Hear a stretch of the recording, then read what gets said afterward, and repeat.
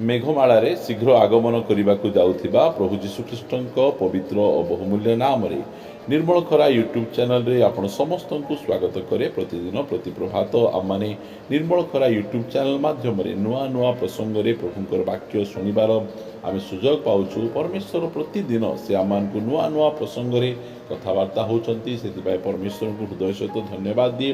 ता सहित आप समस्त को धन्यवाद दिए। आपण मान नियमित यह चैनल द्वारा प्रसारित होता कार्यक्रम गुड़िक को आपण देखुंती ताहा केवल नुहे लाइक शेयर कमेंट्स गुड़िक द्वारा आपण मैंने आम उत्साहित करुथिबारु आपण समस्त को हृदय सहित धन्यवाद दिए। आसतु आज प्रसंग निकट को जीवा।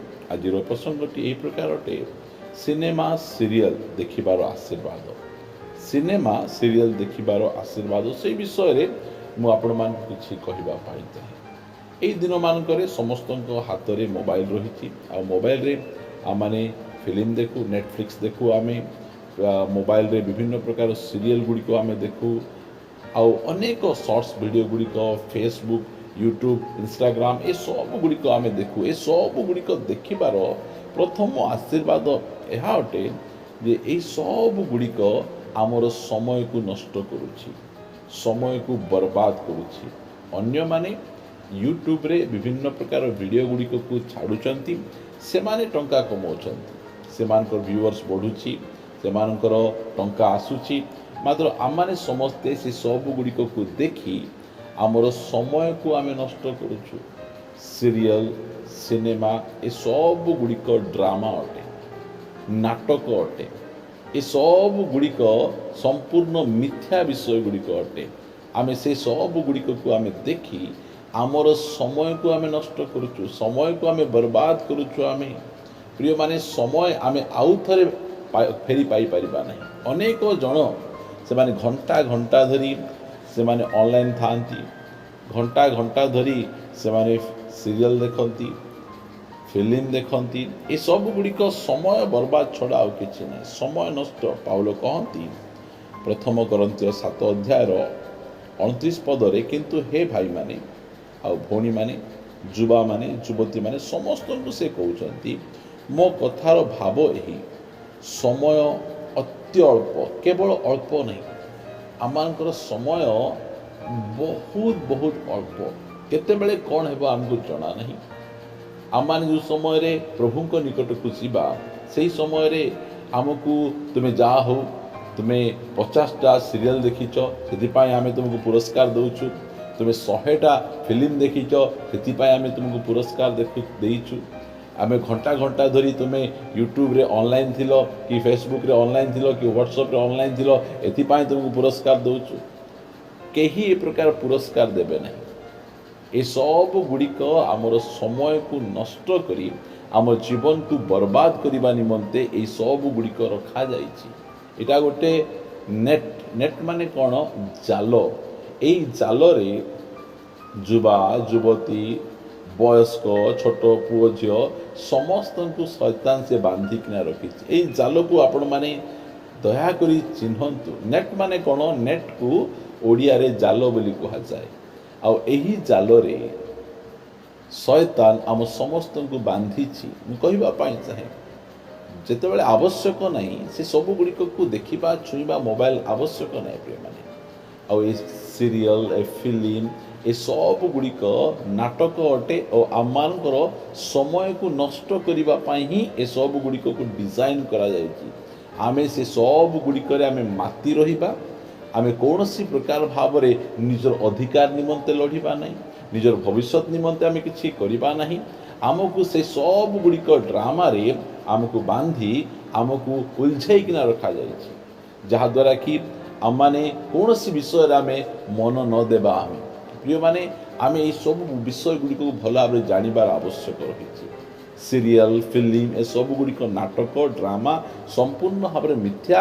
ए सब गुड़िक आमर समय को नष्ट करने, समय को बर्बाद करने निमंते ए सब गुड़िक दि जाइछि। सेथिपाई आमे ए सब गुड़िक ठारू आमको दूर को रहिबा। प्रथम विषय आम देखुछु आमर समय को से नष्ट करुछि।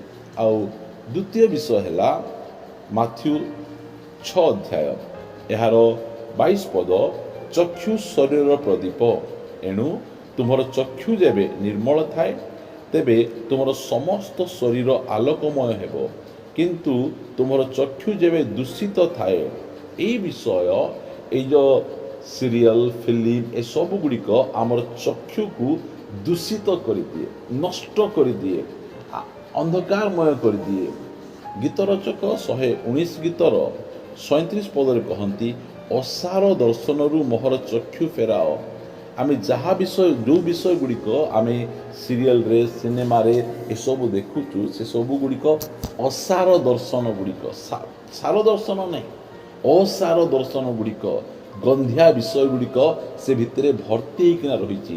ଆଉ ଏଇସବୁ ବିଷୟ ଗୁଡ଼ିକ ଆମର ଚକ୍ଷୁକୁ ଦୂଷିତ କରୁଛି, ଆମ ମଧ୍ୟରେ ବିଭିନ୍ନ ପ୍ରକାର ଖରାପ ଚିନ୍ତାଧାରା, ଖରାପ ମନୋଭାବ ଗୁଡ଼ିକ ଉତ୍ପନ୍ନ କରୁଛି, ଯାହାଦ୍ୱାରା କି ଦିନକୁ ଦିନ ଆମମାନଙ୍କର ସମାଜରେ ଛାଡ଼ପତ୍ରର ସଂଖ୍ୟା ଦିନକୁ ଦିନ ବଢ଼ୁଛି।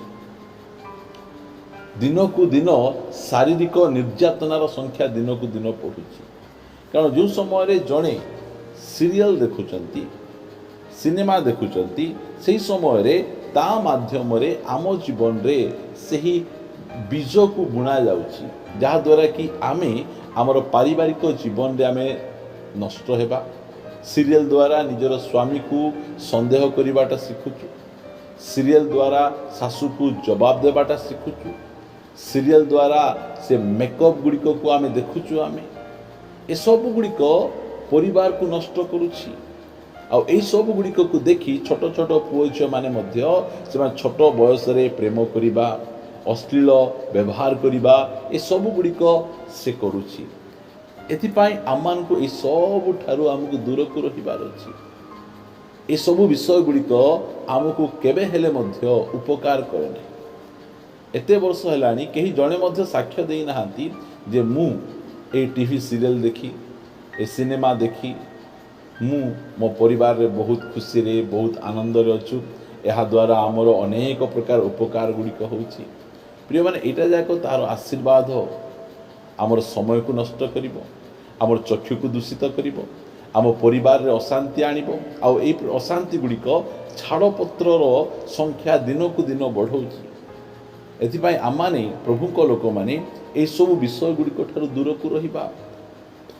ଏଇସବୁ ଅସାର ଦର୍ଶନ ଦ୍ୱାରା କ'ଣ ହେଉଛି? ଗୀତ ରଚକ 119 ଗୀତରେ ସେ ଆମମାନଙ୍କୁ କହୁଛନ୍ତି 18 ପଦରେ, ତୁମ୍ଭେ ମୋହର ଚକ୍ଷୁ ପ୍ରସନ୍ନ କର।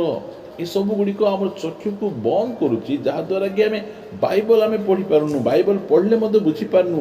ତହିଁରେ ମୁଁ ତୁମ୍ଭ ବ୍ୟବସ୍ଥାରୁ ଆଶ୍ଚର୍ଯ୍ୟ ବିଷୟମାନ ଦେଖିପାରିବି। ପ୍ରିୟମାନେ, ଏସବୁ ଚକ୍ଷୁ ଯେତେବେଳେ ଦୂଷିତ ହେଇଯାଏ, ବାଇବଲ ଗୋଟେ ବୋରିଂ ବୁକ୍ ଲାଗେ, ମେସେଜ ଗୋଟେ ବୋରିଂ ଲାଗେ, ଚର୍ଚ୍ଚ ଭଲ ଲାଗେ ନାହିଁ।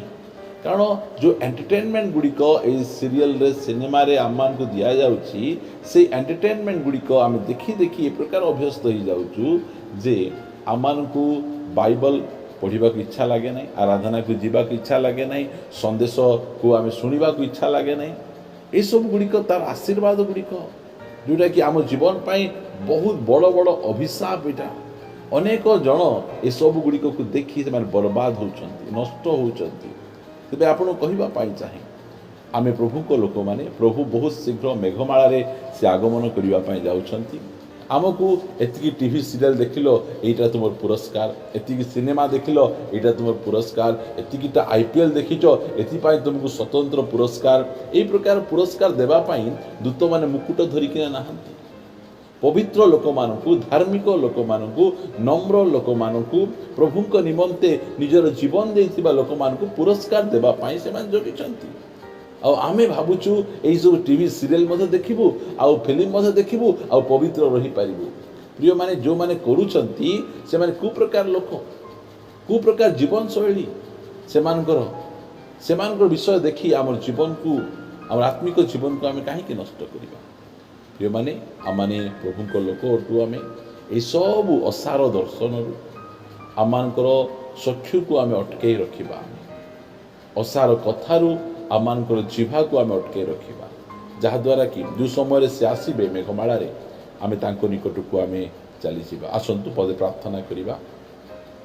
ପବିତ୍ର ଗୌରବମୟ ପିତା, ମୁଁ ତୁମକୁ ଧନ୍ୟବାଦ ଦେଉଛି ଯେ ତୁମେ ଆମମାନଙ୍କୁ ପ୍ରଭୁ ସଚେତନ କରୁଛ। ଆମମାନେ ଯେ ପ୍ରକାର ଏ ସିରିଏଲ ସିନେମା ଏସବୁ ଗୁଡ଼ିକରେ ମାତି ନିଜର ଆତ୍ମିକ ଜୀବନକୁ ଆମେ ଯେ ପ୍ରକାର ନଷ୍ଟ ନ କରୁ, ପ୍ରଭୁ ଦୟାକରି ତୁମେ ଅନୁଗ୍ରହ କର। ସେ ସବୁ ପ୍ରକାର ଦୁଷ୍ଟତାରୁ, ମନ୍ଦତାରୁ, ଅସାରତାରୁ ଆମମାନଙ୍କୁ ତୁମେ ଉଦ୍ଧାର କର, ଯାହାଦ୍ୱାରା କି ଆମେ ଉପଯୁକ୍ତ ଭାବରେ ତୁମ ମାର୍ଗରେ ଚାଲିପାରିବୁ। ଦୟାକରି ସାହାଯ୍ୟ କର। ଯେଉଁମାନେ ଏଥିରେ ବନ୍ଧା ହୋଇ ଅଛନ୍ତି, ସେମାନଙ୍କ ବନ୍ଧନ ଗୁଡ଼ିକକୁ ମୁଁ ଯୀଶୁଙ୍କ ନାମରେ ଛିଣ୍ଡାଉଛି। ସେମାନେ ଏହି ସବୁ ବନ୍ଧନରୁ ସମ୍ପୂର୍ଣ୍ଣ ଭାବରେ ମୁକ୍ତ ହୋଇ ତୁମ ମାର୍ଗରେ ଯୀଶୁଙ୍କ ନାମରେ ଚାଲନ୍ତୁ। ଆତ୍ମିକ ଜୀବନରେ ଆହୁରି ଅଧିକ ପରିମାଣରେ ସେମାନେ ବଢ଼ନ୍ତୁ। ଧନ୍ୟବାଦ। ପ୍ରାର୍ଥନା ଶୁଣିଛ, ଧନ୍ୟବାଦ। ଏ ପ୍ରାର୍ଥନା ପ୍ରିୟ ପ୍ରଭୁ ଯୀଶୁଙ୍କ ନାମରେ ମାଗୁଅଛି। ଆମେନ୍, ଆମେନ୍। ପ୍ରେଜ୍ ଦ ଲର୍ଡ। ପ୍ରଭୁ ଆପଣ ସମସ୍ତଙ୍କୁ ପ୍ରଚୁର ଭାବେ ଆଶୀର୍ବାଦ କରନ୍ତୁ। ପ୍ରଭୁ ଯଦି ଅନୁଗ୍ରହ କରନ୍ତି, ଆସନ୍ତା ଅଧ୍ୟାୟରେ ପରସ୍ପର ସହିତ ସାକ୍ଷାତ କରିବା ରହିବା। ନମସ୍କାର। Praise the lord. God bless you.